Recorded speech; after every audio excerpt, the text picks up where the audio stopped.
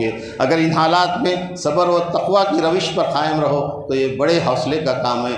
آسمانوں کی پیدائش میں، رات دن کے باری باری آنے میں ان ہوش مندوں کے لیے بہت سی نشانی ہے جو اٹھتے بیٹھتے اور لیٹتے ہر حال میں خدا کو یاد کرتے ہیں اور زمین و آسمان کی ساخت پر غور و فکر کرتے ہیں اور بے اختیار بول اٹھتے ہیں کہ پروردگار، یہ سب تو نے عبث نہیں بنایا ہے، پس اے رب ہمیں دوزخ کے عذاب سے بچا لے۔ مالک، ہم نے ایک پکارنے والے کو سنا جو ایمان کی طرف بلاتا تھا، ہم نے اس کی دعوت قبول کی۔ اے ہمارے آقا، جو قصور ہم سے ہوئے ہیں ان سے درگزر فرما، ہم سے برائیوں کو دور کر، ہمارا خاتمہ نیک لوگوں کے ساتھ کر۔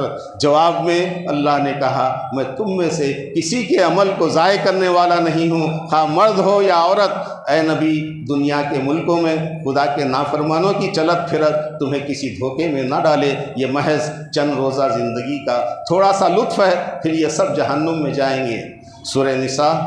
لوگوں، اپنے رب سے ڈرو جس نے تم کو ایک جان سے پیدا کیا اور اسی جان سے اس کا جوڑا بنایا، ان دونوں سے بہت سارے مرد اور عورت دنیا میں پھیلائے۔ اس اللہ سے ڈرو اور رشتہ و خرابت کے تعلقات کو بگاڑنے سے پرہیز کرو۔ یتیموں کے مال انہیں واپس دے دو، ان کے اچھے مال کو برے مال سے نہ بدلو اور نہ اپنے مال کے ساتھ ملا کر کھا جاؤ۔ اگر تمہیں یہ اندیشہ ہو کہ یتیموں کے ساتھ انصاف نہ کر سکو گے تو جو عورتیں تم کو پسند آئی ان میں سے 2 3 اور 4 سے نکاح کر لو۔ اگر تم ان کے درمیان عدل نہیں کر سکتے تو پھر ایک ہی بیوی کرو۔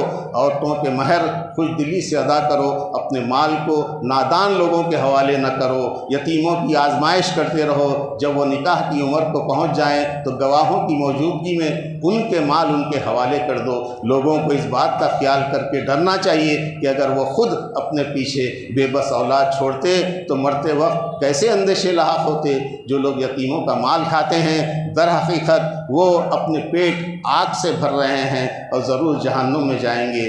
ترکے کی تقسیم سے پہلے میت نے جو وصیت کی ہے اسے پوری کر دی جائے اور قرض جو اس پر ہو ادا کر دیا جائے۔ ترکے کے حصے اللہ نے مقرر کیے ہیں، اب انسان کو حق نہیں ہے کہ اپنے طور پر ترکے کے حصے کرے، یہ اللہ کی مقرر کی ہوئی حدیں ہیں۔ جو اللہ اور اس کے رسول کی اطاعت کرے گا اللہ اسے جنتوں میں داخل کرے گا، اور جو اللہ اور اس کے رسول کی نافرمانی کرے گا اور اس کی مقرر کی ہوئی حدوں سے تجاوز کرے گا اللہ اسے آگ میں ڈالے گا جہاں وہ ہمیشہ رہے گا، اور اس کے سوا اس کے لیے رسوا کن عذاب ہے۔